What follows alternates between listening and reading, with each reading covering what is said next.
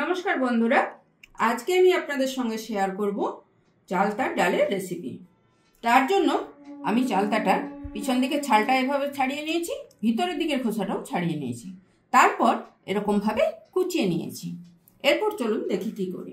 প্রথমে কড়াটা গরম করে নিলাম, তারপর ওর মধ্যে দিয়ে দিলাম সরষের তেল।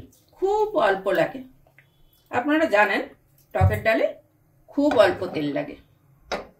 এরপর তেলটা জ্বালিয়ে নিয়ে ওর মধ্যে দিয়ে দিলাম দুটো শুকনো লঙ্কা, দিলাম অল্প কালো সর্ষে। এরপর ফোড়নটা চিরবির করতে আরম্ভ করলে ওর মধ্যে দিয়ে দিলাম কুচানো চালতাগুলো।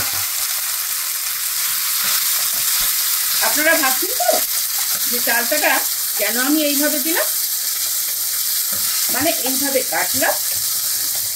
এইভাবে কাটলাম এই কারণে যাতে এটা ছিবড়াও হবে না, আর এটা সুন্দর করে আমি ভেজে নেবো যাতে এটা হরহর করবে না।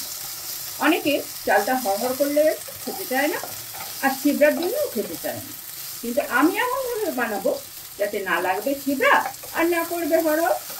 এই সময়তে এর মধ্যে দিয়ে দিলাম নুন, দিয়ে খুব ভালো করে এটা কষে নিই। দিলাম অল্প একটু হলুদ গুঁড়ো,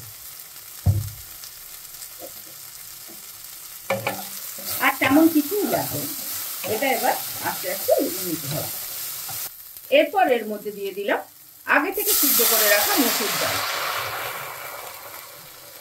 টকের ডালের ডালটা কিন্তু খুব ঘন হয় না, একটু পাতলা পাতলাই হয়, তাহলেই খেতে ভালো লাগে।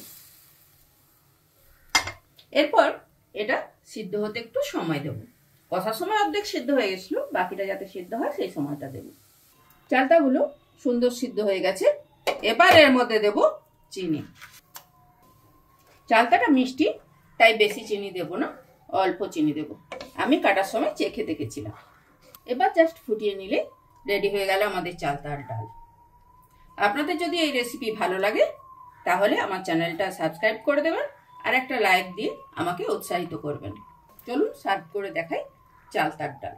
এইরকম চালতার ডাল পেলে আর একটুখানি আলু ভাতে হলেই সেদিনে যা চাল নেন তার থেকে কিন্তু একটু বেশি চালই নিতে হবে, কারণ সবাই একটু বেশি বেশি ভাতই খাবে। তৈরি হয়ে গেছে আমাদের চালতার ডাল। এবারে এক থালা ভাত নিন আর বসে পড়ুন।